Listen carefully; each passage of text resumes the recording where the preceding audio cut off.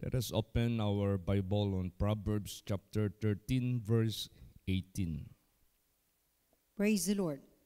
Poverty and shame shall be to him that refuseth instruction, but he that regardeth reproof shall be honored. Yes. So dito po natin maintindihan sa verse na ito na dinescribe ano ang magiging resulta kahit pa man ng nagre-refuse, kahit pa man ng instruction. At ano rin na magiging resulta pag ito naman ay binibigyan ng kahalagahan. Sinabi po dito, poverty and shame. Now, itong poverty and shame, kapobrihan at kapahiyan. Ito po ay hindi lamang literal, hindi lamang po ito dito sa ating buhay sa mundong ito habang tayo nabubuhay sa laman, kundi ang poverty and shame, walang iba. Ito na yung ikaw ay mahatulan ng Diyos sa iyong ikakapahamak kasi walang-wala ka talaga doon sa impyerno. At pag ikaw ay hinatulan ng Diyos at hindi ka natanggap dahil yung instruction ng Diyos sa mundong ito na ibinigay na niya, you refuse. Ayaw mong sumunod, ayaw mong tumupad, ayaw mong tumalima, ayaw mong makinig. Di ba?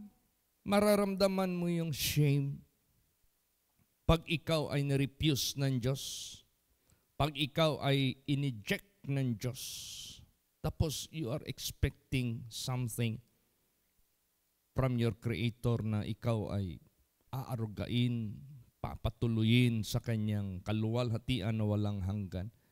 Kaya poverty and shame ang mararamdaman ng tao pag yung instruction ng Diyos ay ito po ay kanyang nirefuse. Kaya napakahalaga ang instruction ng Diyos. Ano ba yung instruction? That is a manual procedure. Manual. Pag sinabi mong manual, nandyan na lahat kompleto.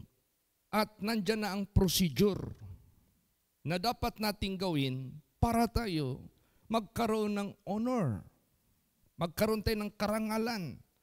Magkaroon tayo ng pagparangal sa ating naglalang sa ating lahat.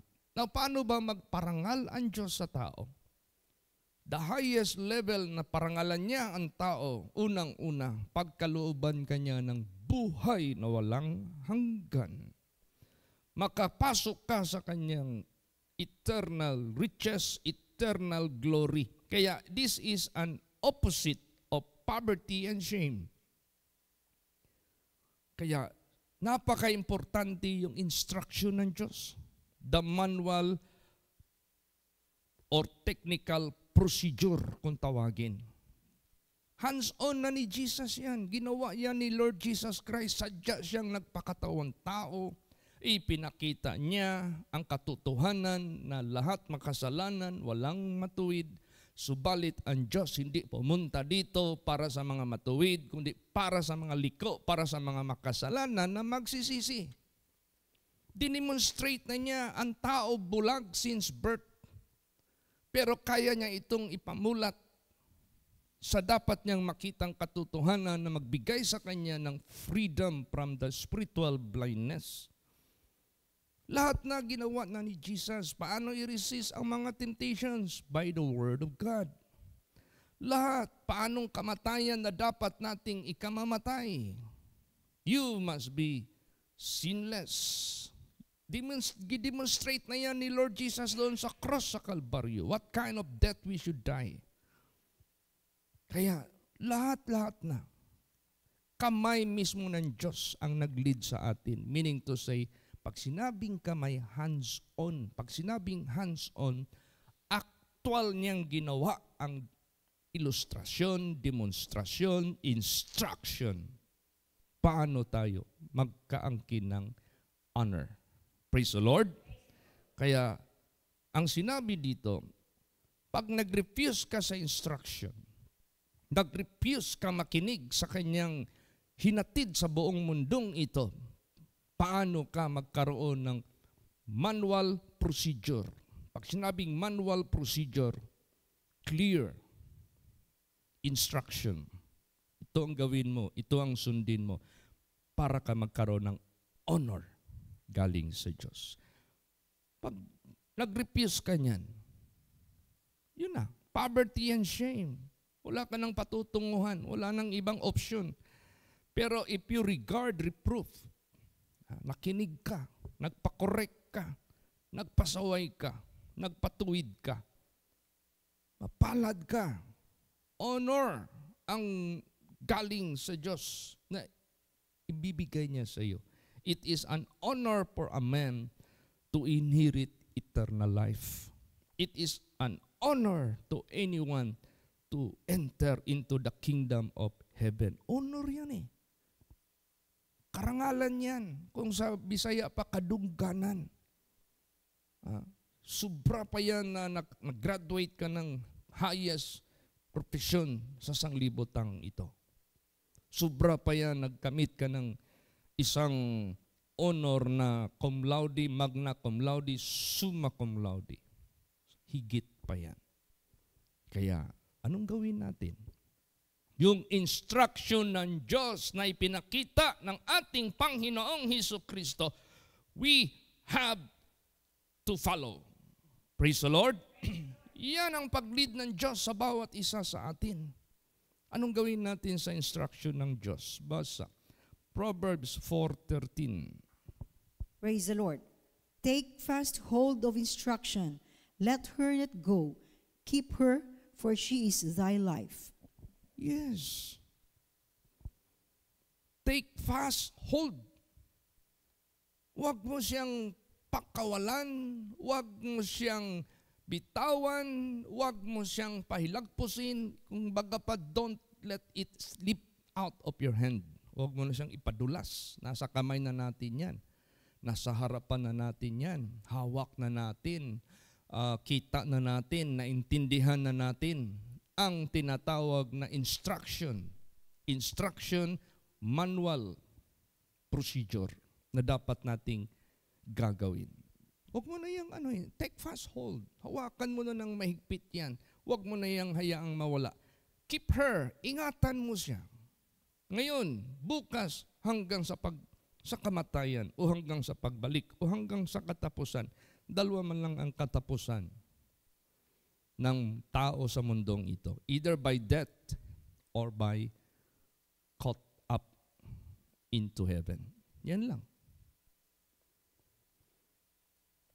Bakit natin kailangan hawakan ng husto at hindi hayaan mawala sa buhay natin yung instruction to follow, instruction to obey, because she is thy life. Siya na yung magiging life everlasting natin. This is not just life temporary life. But this is life na maganda sa mundong ito na God is with us, God is for us, God is our supplier, God is our protector, God is our peace, God is our victory, God is everything. Yung inaawit natin lagi, Jesus is all the world to me. Plus, lalot na ang eternal glory, eternal riches, eternal life, eternal kingdom of God. That's life ang ibig sabihin niya. Kaya, napaka sarap na yung instruction ng ating Panginoong Diyos. Lagi nating sundin.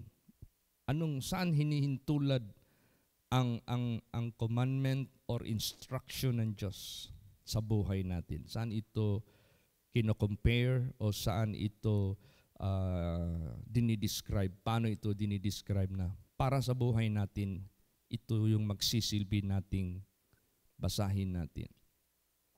Proverbs 6:23. Praise the Lord. For the commandment is a lamp, and the law is light, and reproofs of instruction are the way of life. Ayan. Lampara. Imagine yung lampara na yan. Napaka-importante niyan. The commandment is a lamp. Yung instruction ng Diyos, ginawa niyang commandment. Inutos niya. Para gawin natin. Kasi yung utos na yan, as instruction ng Diyos sa buhay natin, yan yung magbibigay liwanag sa ating isip, sa ating kaalaman, sa ating pag-intindi, sa ating landas, lahat. The commandment is a lamp, and the law is light, liwanag. And reproofs of instruction are the way of life. Bakit reproof? You know what reproof? Pagsansala. Pagsasaway. Bakit? Kasi nadatnan tayo dito ng ating buhay sa gospel of our Lord Jesus Christ when we were yet sinners, when we were yet blind, when we were yet in crookedness. Kaya ang Word of God, puno ito ng pagtutuwid, puno ito ng pagsasaway. Sino ba sa atin dito? Ready-made righteous, ready-made holy, ready-made na malinis. Wala. Lahat tayo galing sa putik ng kasalanan. Kaya ang Word of God is reproofs of instruction. Puro pag-correct ito, puro pagtuwid ito. Nga ang gusto ng ating Panginoong Diyos, keep the instruction. Praise the Lord. Follow the instruction because that is the way of life. Yan yung daan ng buhay na ihahatid ka sa buhay na walang hanggan. Basahin pa natin. Proverbs 10 verse 17. Praise the Lord. He is in the way of life that keepeth instruction, but he that refuseth reproof erreth. Ayan. Pag tayo ay nag-iingat ng instruction ng Diyos sa pamagitan ng Word of God, sa pamagitan ng commandments of God na nakasulat sadya dito sa Biblia, then sinabi dito, He is in the way of life that keepeth instruction. Na habang sumusunod pala tayo, ang daan na iyong tinatahak, daan sa buhay. But he that refuseth reproof erreth. Ayaw mo magpasaway, ayaw mo magpa-correct, ayaw mong magpatuwid. Magkakamali ka. Kasi we are born sinners. We are born blind. We are born naked in terms of spiritual nakedness. So, pag nag-refuse tayo to be clothed with the righteousness of God, pag nag-refuse tayo to be corrected, pag nag-refuse tayo para i-guide sana tayo sa liwanag na landas, sa way of life, wala, magkakamali ka. Kakaroon ka ng pagkakamali. Alam mo yung exam, mali ka lahat. O tanungin ka, mali yung sagot mo. Interviewin ka doon sa immigration para magpunta ka sa ibang bansa, mali yung sagot mo. Hindi ka tanggapin. Anong maramdaman mo pag na-deny ka? Shame. Poverty and shame. Pag ikaw ay na-deny, mali yung sagot mo, mali yung behavior mo, so ganun din ang Diyos. Gusto niya tayo matanggap sa kanyang presensya, pero tuparin mo yung instruction ng Diyos dahil ito yung magtutuwid sa atin. Ito yung magpe-perfect sa atin. Kaya nga, the law of the Lord is perfect, converting the soul. Yan. Maging acceptable tayo. So kung meron man tayong higit sa lahat na ingatan Kung meron man tayong higit sa lahat, bigyan ng tuon pansin. Wala nang iba ang instruction ng ating naglalang. Praise the Lord. Basahin natin. Hebrews 2 verse 1. Praise the Lord. Therefore, we ought to give the more earnest heed to the things which we have heard, lest at any time we should let them sleep. Yes. Saan pa tayo makakakita, saan pa tayo hahanap ng instruction, which is the manual of procedure na makaangkin tayo ng honor galing sa ating naglalang sa atin lahat. Kaya huwag nating gayahin yung ibang tao dyan, panahon ni Adam at saka ni Eva, huwag nating gayahin yun. Yung mga tao na nagpakita ng unbelief and disobedience sa panahon ni Noah, huwag nating gayahin yung mga tao sa panahon ni Moses na mga complainers, murmurers, mga doubtful sa mga pangako ng ating Panginoong Diyos. At gusto nilang backward, pabalik sa Egypt ang kanilang direksyon. Hindi doon sa land of promise. Land of promise, katulad ni Paul, I press toward the mark of the prize of the high calling of God. Doon tayo sa calling ng Diyos sa eternal life. Hindi kayo pabalik ka sa captivity of sin. Pabalik ka sa sinfulness, sa unrighteousness, sa crookedness. Huwag. Huwag nating gawin yan. Kung meron mang pinakamahalaga talaga sa buhay natin, ito na. Therefore, we ought to give more earnest heed to the things which we have heard, the instruction of God, lest at any time we should let them sleep. What if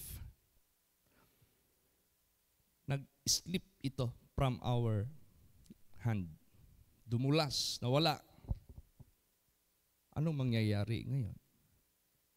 Yung lahat ng mga pangako ng ating Panginoong Diyos na temporal and eternal benefits, hindi ito natin maangkin. This will be gonna be failure. Failure ito, mangyayari. Kaya gusto ng ating Panginoong Diyos, huwag na nating bitawan ito. Huwag na nating pailagpusin. Don't let it exchange for anything of this world which Satan is offering.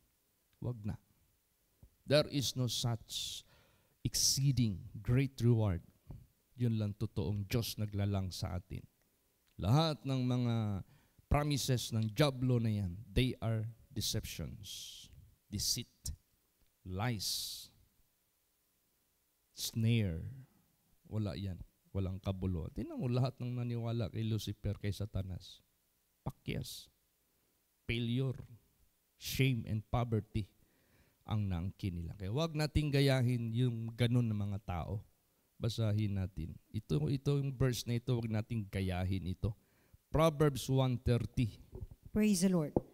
They would none of my counsel. They despised all my reproof. Yan. Huwag nating gayahin ito. Ayaw nila ng aking counsel. Dinispise nila ang aking mga reproof or itong mga pagsasaway. Ito yung klaseng mga tao, wag nating tularan, wag nating gayahin, wag nating kainggitan, wag natin silang i-admire, wag natin silang, ay kasi pastor, they are so much. Kasi pastor, they are the majority of the population of the world. Kahit na. Kasi ang Diyos, kahit isa lang ang sumunod and the rest will not believe Him and obey Him. Wala, hindi papansinin ng Diyos yung rami ng tao. God is not like a politician na takot sa number of the people. God is not a politician. God is not relying on the majority votes, no, sa mga tao. Hindi. Kaya nag-iisa lang siyang Diyos na nag-o-offer na nga siya sa tao ng truth, nag-o-offer na nga siya sa tao ng change, mabago tayo, nag-o-offer na nga ang Diyos ng reproof na i-correct tayo, nag-o-offer na nga ang Diyos na liwanagan tayo. Yan pa, ayawan pa natin yan. Yan pa, i-refuse pa natin. Ang laki kayang, kung sa sanglibutan pa, kabubuhan yan. That is foolishness kung mag-refuse pa tayo. Ang iba hindi lang basta na nag-refuse. Ang iba hindi lang basta nag-despise. Ano pang ginagawa nila sa instruction ng Diyos, sa Word of God? Basahin natin. Proverbs 5:12. Praise the Lord. And say, how have I hated instruction, and my heart despised reproof. See, they hated instruction and despised His reproof. Kinapuutan nila yung instruction ng ating Panginoong Diyos. Why? Bakit kinapuutan nila? Minsan may mga tao kasi pag kinukorek nagagalit. Pag binibigyan ng tamang direksyon na natatouch yung ego. Ayaw magpakorek. Natatouch yung ego. Parang he is being humiliated, he is being embarrassed. No, do not pansin your fleshly reaction.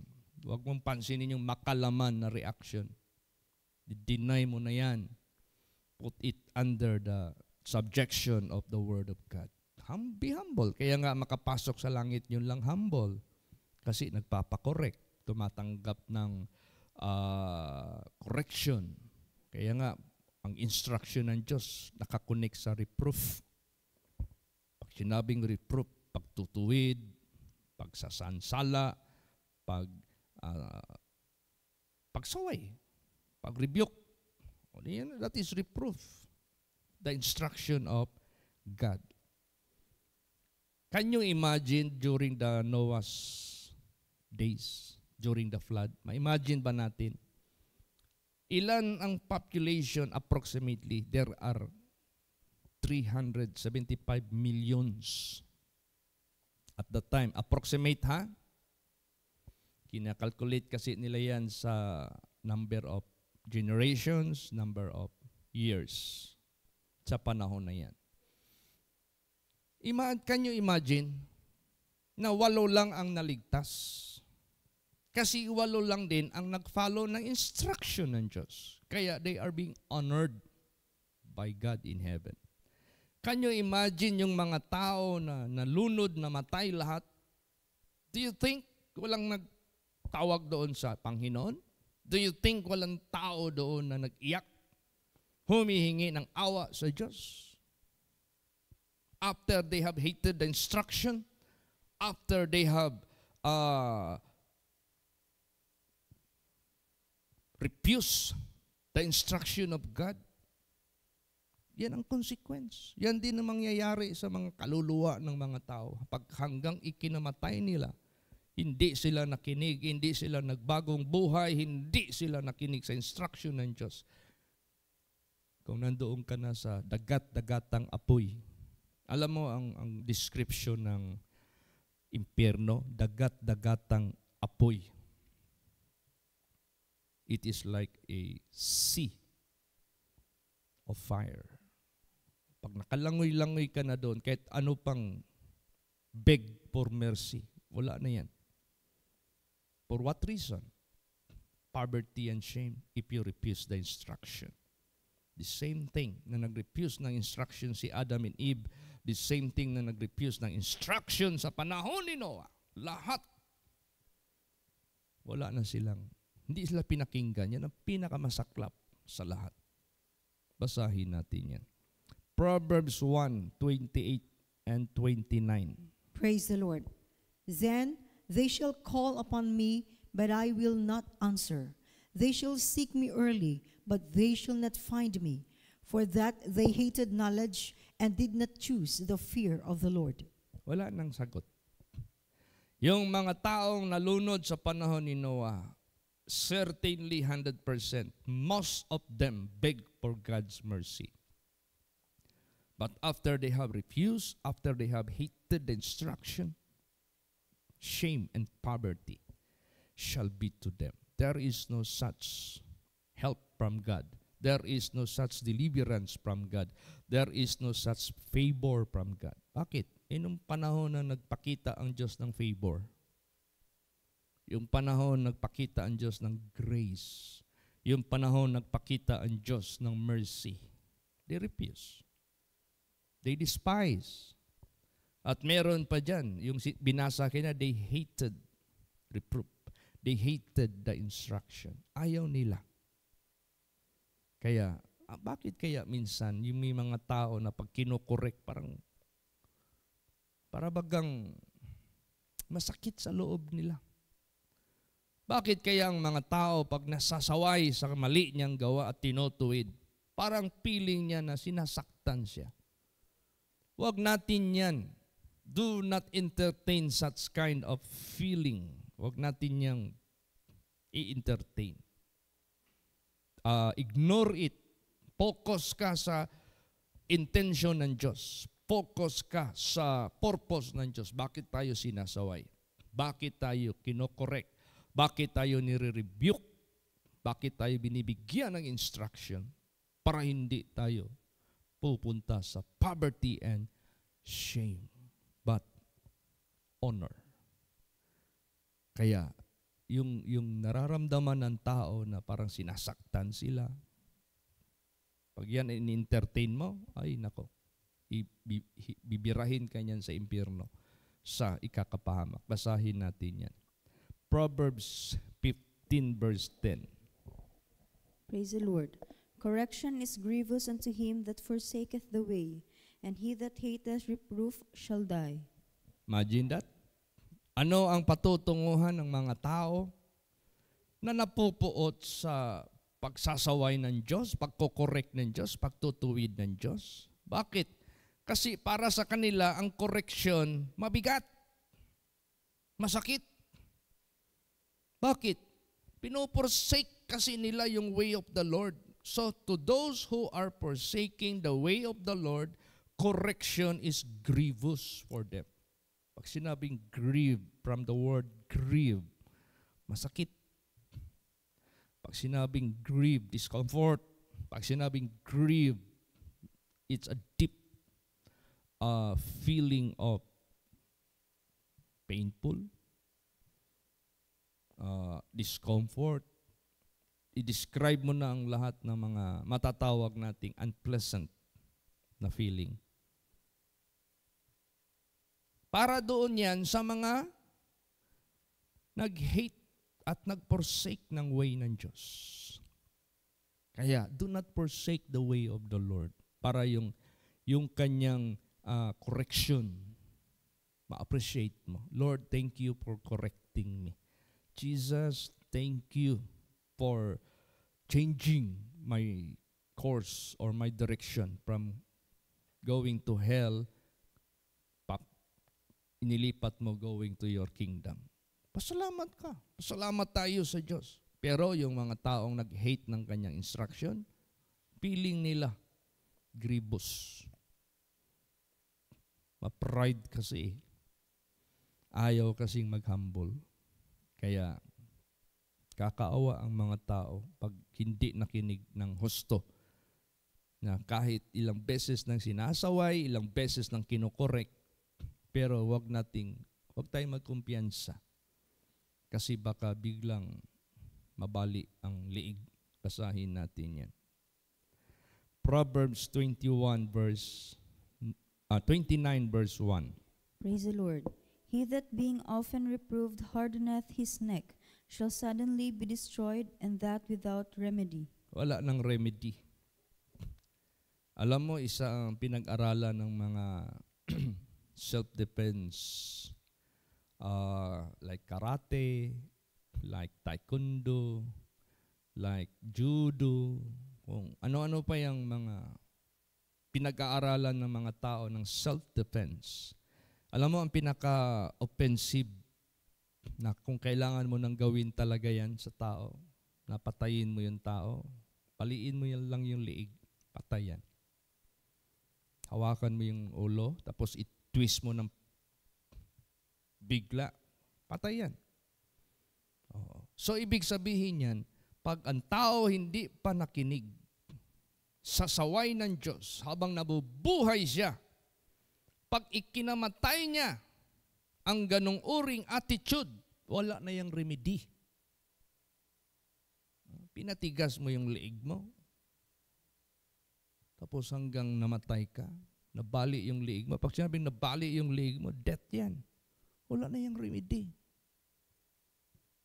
Kaya, salamat tayo sa Diyos. Habang nabubuhay tayo, nakarinig tayo ng correction, nakarinig tayo ng reproof, huwag na natin niyang palagpasin. Let us hold fast the instruction. Let us hold fast the reproof.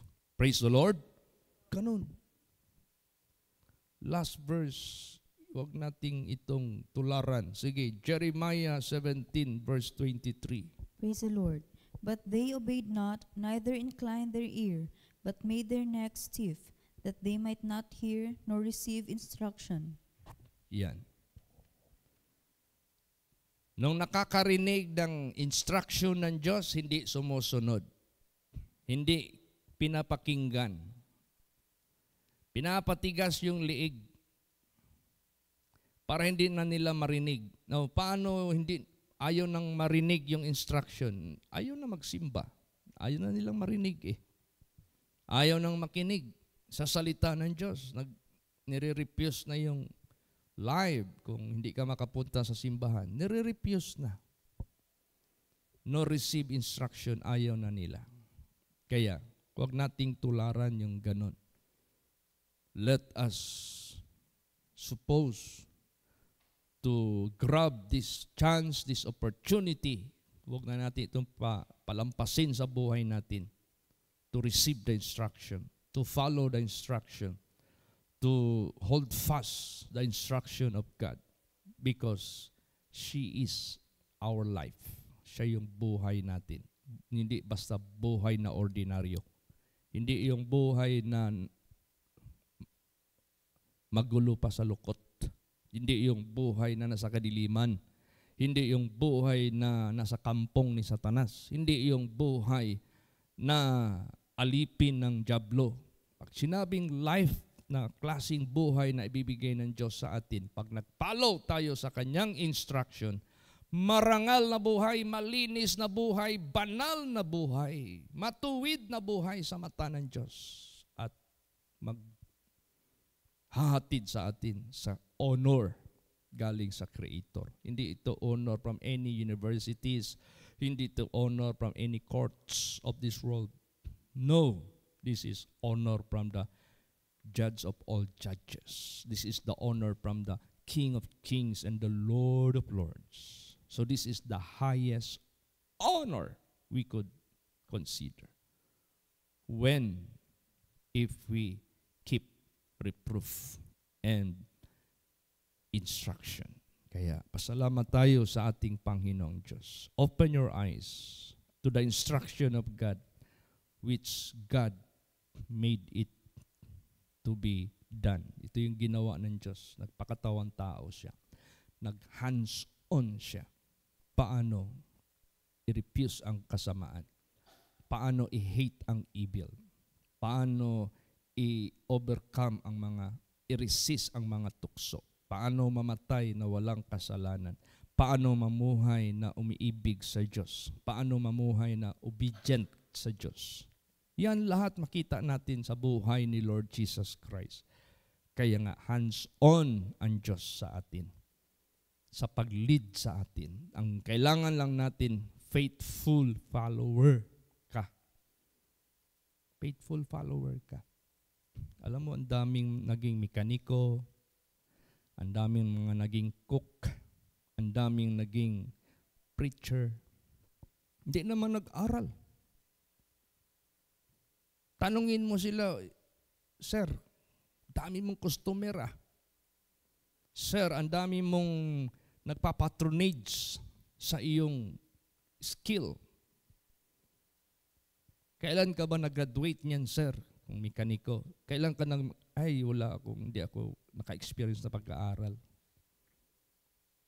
Nag-assist lang ako at nanood lang ako noon ng mekaniko. Sinunod ko lang yung kanyang mga pamamaraan hanggang nag-hands-on ako, natuto ako sa isang mekanikong magaling.